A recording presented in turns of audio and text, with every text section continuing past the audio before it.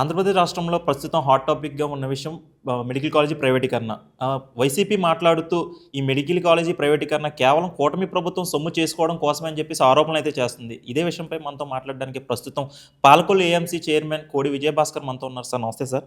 Sir ఇప్పుడు చూసుకుంటే YCP వాళ్ళు నిరసన కార్యక్రమాలు చేస్తున్నారు. మెడికల్ కాలేజీ ప్రైవేటీకరణ రద్దు చేయాలని. దీని గురించి మీరేమంటారు సార్? అంటే వైసీపీ నాయకులు ప్రతిపక్షంలో ఉండి ఏమి చేయాలో తెలియని పరిస్థితుల్లో మాట్లాడుతున్నారు.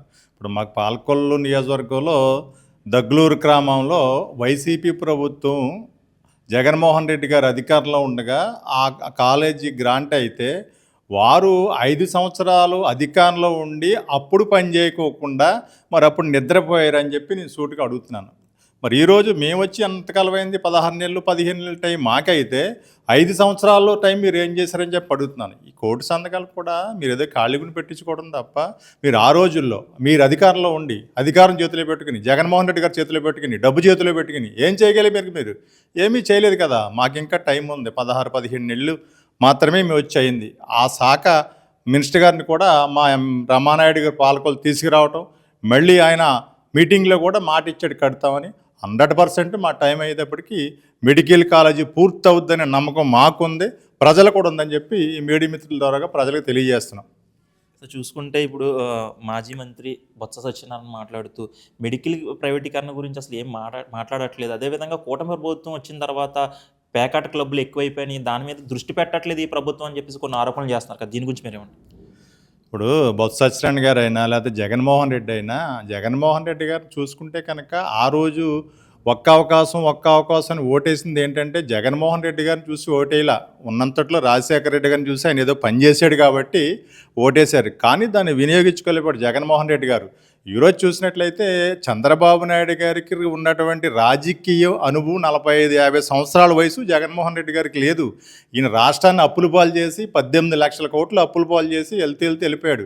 కానీ చంద్రబాబు నాయుడు గారు ఏంటంటే రాజకీయంలో అనుకున్న వ్యక్తిగా, సమర్థుడుగా, మరి బయటికి వెళ్ళి 10 రూపాయలు అప్పు శక్తి ఆయనకు ఉంది కాబట్టి ప్రైవేటు సంస్థ కాదు ఏ రకంగా అయినా కాలేజీ వైసీపీలో పట్టిన శంకుస్థాపన కాలేజీ కూడా ఆయన చేయాలనే ఆలోచనతో మంచి కార్యక్రమం చేస్తున్నారని ప్రజలు చెప్పుకుంటున్నారు. మేము కూడా ముఖాముఖిగా చెప్తున్నాం.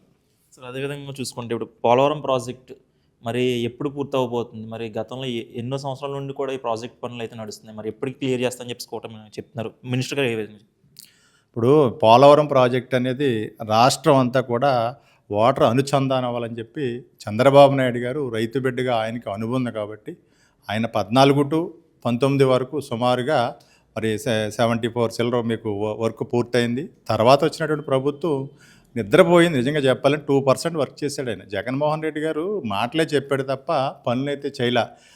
నేను వస్తే కనుక ప్రత్యేక హోదా తెస్తాడు, నేను వస్తే కనుక పోలవరం కడతా అన్నాడు, నేను వస్తే కనుక 3 రాజధానులు చేస్తాడు. 3 రాజధానులు కాదు కదా, 3 ఇటుకలు కూడా పెట్టలేకపోయాడు ఆయన. మాటలే తప్ప పనులైతే అవ్వలేదు. కానీ ప్రజలంతా ఇదంతా గమనిస్తున్నారు. 100% రేపు 2027 నాటికి మా ముఖ్యమంత్రి గారు చెప్పారు. ఆ శాఖ మినిస్టర్ మా రమానాయుడు గారు పాలకొల్లు నియోజకవర్గ మినిస్టర్ గారు కూడా చెప్పారు 2027 నాటికి 100% పోలవరం పూర్తవుద్ది, రైతులకి రాష్ట్రం అంతా కూడా వాటర్ అనుసంధానం ఉంటుందని చెప్పి మీడియా మిత్రుల ద్వారా ప్రజలకు తెలియజేస్తారు. ఇది చూసుకుంటే మెడికల్ కాలేజీ గత ప్రభుత్వంలో అయితే కొంత శాతం పని అయితే పూర్తి చేశారు. మా ప్రభుత్వం వచ్చేసి 17 నెలలు అవుతుంది కాబట్టి దీని మీద పూర్తి దృష్టి పెట్టి ఈ పనులైతే సక్రమంగా చేసేలా చూసుకుంటాం కోట ప్రభుత్వం అని చెప్పిస్తున్నారు. అదేవిధంగా పోలవరం ప్రాజెక్ట్ గత ప్రభుత్వంలో 2% మాత్రమే చేశారు 5 సంవత్సరాల్లో కూడా. మా ప్రభుత్వం వచ్చిన తర్వాత 17 నెలల కాలంలోనే 12% పనులు అయితే పూర్తి చేశారని చెప్పేసి ఏఎంసీ చైర్మన్ అయితే చెప్తున్నారు. ఇది పరిస్థితి. వీడియో జర్నలిస్ట్ ఆదితో సాయిరామ్, ఇట్స్ యూటీవీ, పాలకొల్లు.